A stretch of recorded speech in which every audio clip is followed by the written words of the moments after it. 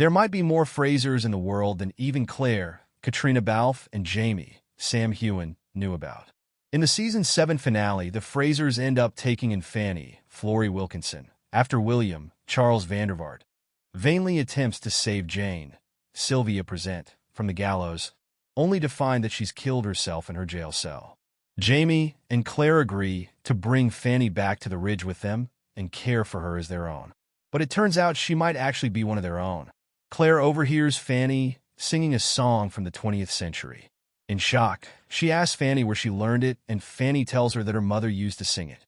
That, combined with Fanny's locket that is inscribed with the name, faith, and a subconscious visit from Master Raymond, Dominique Pinion, makes Claire realize that her and Jamie's daughter Faith, who they believe died shortly after birth in Paris, might have lived. In turn, that would make Fanny their granddaughter. The reveal that Faith didn't die is a huge moment for the characters, Heughan tells Entertainment Weekly. The audience are going to be quite shocked as well. The repercussions of that are definitely going to play out in Season 8.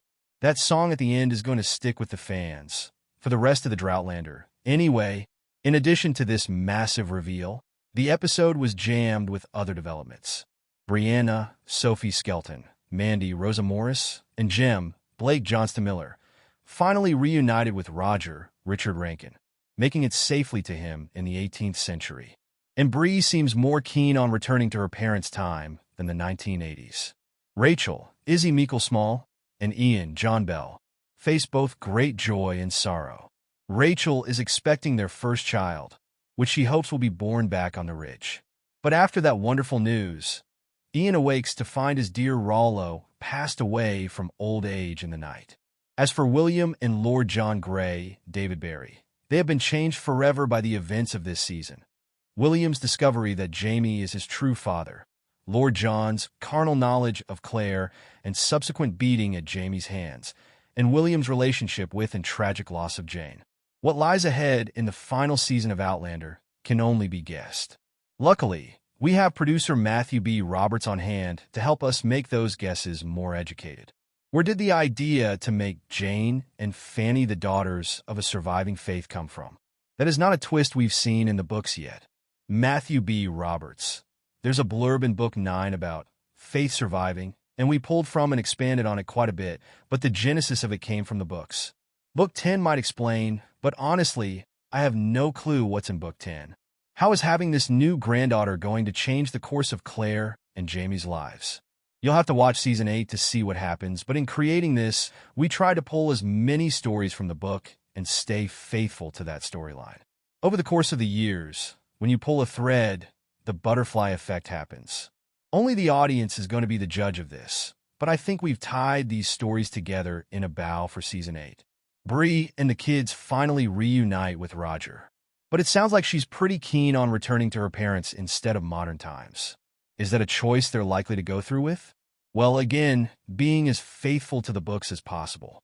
I'm not going to say whether they do or not, or what time period they live in, but Roger asked the question, it's not where we belong, but when? Where do you think that goes? What could that potentially mean for Buck, since he's got a longer lease on life than he does on the page? It's true. I mean, we find that there are some characters in the book that once you write them in the script, and then they walk on set in costume, and the actors there, they become a living, breathing thing. Just like with Murtagh. Murtagh dies at Culloden in the books. So things happen. I'm not going to say what happens, but things happen. Do you think that William and Jamie would have been successful in their rescue mission if Jane hadn't taken her own life? I do. It was a timing issue. Even cutting that episode, we wanted to create that tension of please get there in time, and I do think they would have been successful. In terms of how Jamie jumps in with that right away, what does that mean for his and William's relationship? It feels like a big step forward. William has a lot to deal with, and he turned to the only person that he knew that could help him in that moment. And at the end, we know that he's still conflicted about his feelings for both of his fathers. And that'll definitely play out in Season 8. One of the saddest moments of the show, yet, was poor Rollo's death. As you had with Murtagh and Buck, did you consider making him an immortal dog? As much as we love the character Rollo, who is just an amazing character on the show, sometimes animals are difficult to film. That's all I'm saying. How cut up was John Bell and the whole team that day? It's pretty heart-wrenching to watch.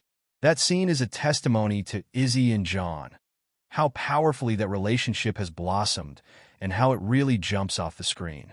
But it was hard, obviously knowing that the actual dog, spoiler alert, is okay. But those moments are always so heightened when we know we're going to lose a character.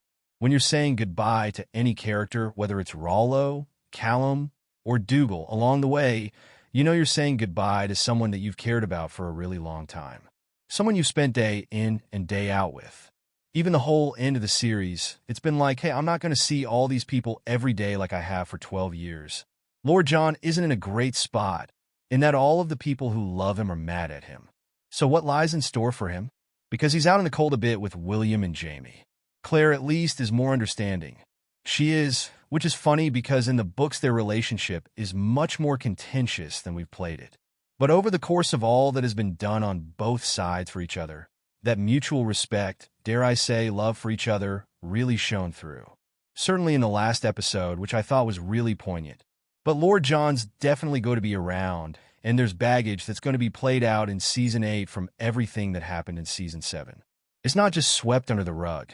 That goodbye between Jamie and John is probably not the last time you're going to see those two together. We're headed back to the Ridge. That's clearly where Jamie and Claire have their hearts set right now. Does that mean we may get to see Marzali and Fergus and some of these folks that weren't in Season 7? There are going to be quite a few surprises in Season 8 of who pops up,